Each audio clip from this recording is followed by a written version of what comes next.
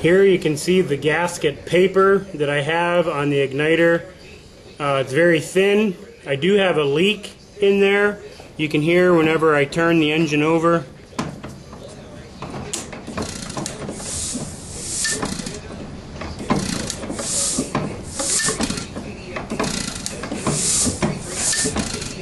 So I don't know if I should put more gasket paper in, another layer of gasket paper, or if they make thicker gasket paper. I'm sure they do. Maybe a thicker one would work. I also have the red ATV silicone high temp sealer in there on both sides of that gasket. Maybe that's what's causing the problem.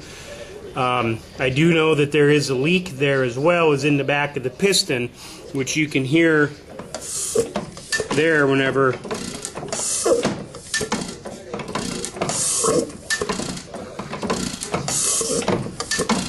you can see the governor balls there and the mechanism, and there is a pin in there that pushes that in and out when I activate the balls. You can see this piece, it's loose. It's not sturdy in there, but it's connected to the spring, which is connected to the lever that I can activate. My understanding is if you push it forward, it's full, it goes faster. The back would be slower. You can see where it's activating that pin right there just by moving the lever at this point.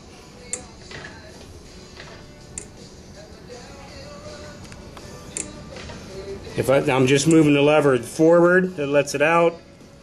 Back, it pulls it in. Forward and then back. You can see where it's operating, and like I say, that's connected to this assembly here into this one. And then if I pull the balls in and out, you can see where it will push that pin. So that should work, but I really think I have a compression problem where it's not kicking this out fast enough, so it's not activating the governor, so it's going to hit every single time rather than actually miss every other time.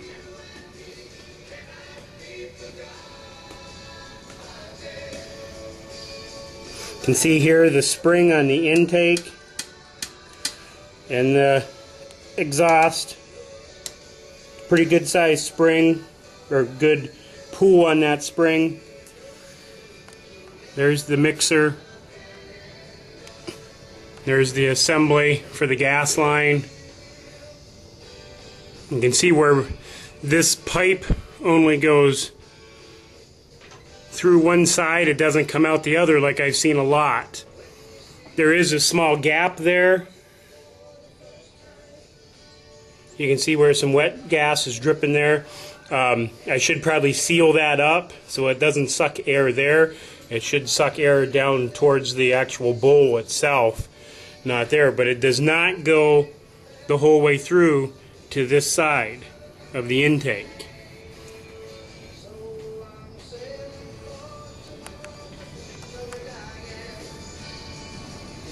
There's the rocker arm, and again back to the igniter,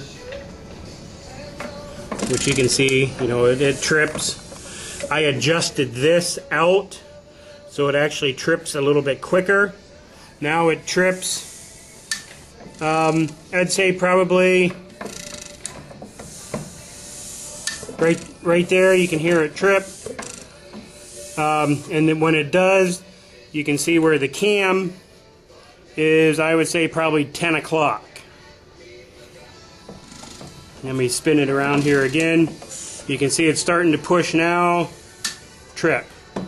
Then it goes around once, trip, pushing forward, trips. Goes around once. Now it's starting to push forward, trip. So that has something to do with the timing. I know now it's pushing forward. You can hear it trip here in a minute. Right about, actually it tripped that time about 9 o'clock. Here now it's going to push forward. Yeah, it's going actually about 9 o'clock to snap it back. I really think that's the compression problem. If you take a look at the piston, you can hear there's quite a bit of play there. Can't very well hold the camera steady, but you can hear there's quite a bit of play right there. I don't know if new rings would help that, or if I actually get inside here and tighten up the nuts and tighten it up a little bit back here as well. You can see, it does go quite a bit. Actually, if I do that, you can see how that's going side to side, so that's loose.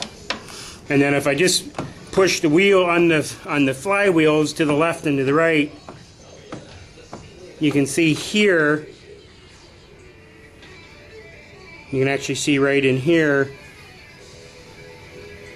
right there where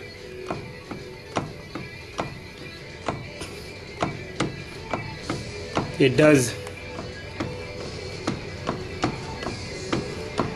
shimmy back and forth quite a bit there. So probably need some new lead bearings in there. Again, I think on the piston, you can see where I'm twisting it here. Again, if I tighten that rod up, that might take some of that out, but any help would be appreciated. Again, here's the governor mechanism. This bar here that I'm